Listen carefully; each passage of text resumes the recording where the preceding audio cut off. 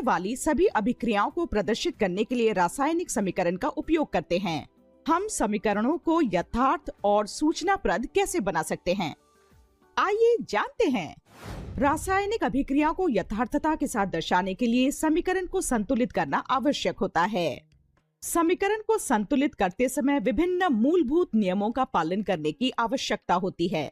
अब एक अभिक्रिया पर विचार करते हैं जो एल्यूमीनियम हाइड्रोक्साइड और सल्फ्यूरिक अम्ल के बीच होती है, जो एल्यूमीनियम सल्फेट और जल देती है। आइए हम अभिकारक और उत्पाद के रासायनिक सूत्र वाली समीकरण को ध्यान से देखते हैं। समीकरण को संतुलित करने के लिए हमें बाएं पक्ष के परमाणुओं की संख्या को दाएं पक्ष के परमाणुओं की संख्या के बराबर करने की आवश्यकता होती है।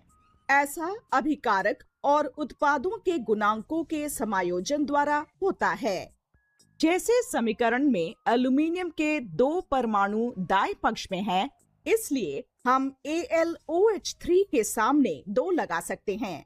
अब दाएं पक्ष में 3 सल्फेट समूह है।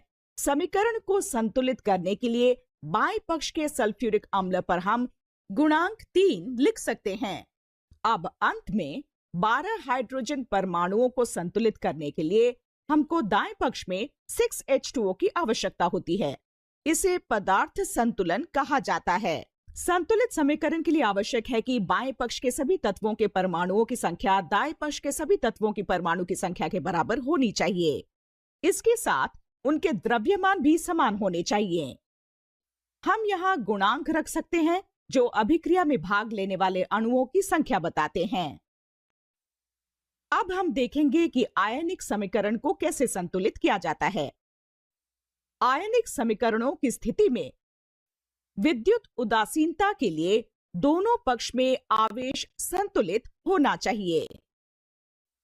निम्न अभिक्रिया में आयनिक समीकरण पर विचार करते हैं।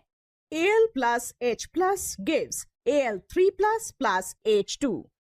यदि हम H plus के लिए गुणांक 2 का उपयोग करें तो समीकरण परमाणुवीय रूप से संतुलित होगी, विद्युतीय रूप से नहीं। जैसा कि हम समीकरण में देख सकते हैं, बाएं पक्ष पर कुल धनावेश 2 है, जबकि दाएं पक्ष पर कुल धनावेश 3 है। दोनों तरफ समान आवेश के लिए हम H प्लस को 6 से और Al3 प्लस को 2 से गुणा करेंगे। इस तरह दोनों तरफ धनावेश 6 होगा। अब हम दोनों पक्ष में परमाणुओं की संख्या को संतुलित कर सकते हैं।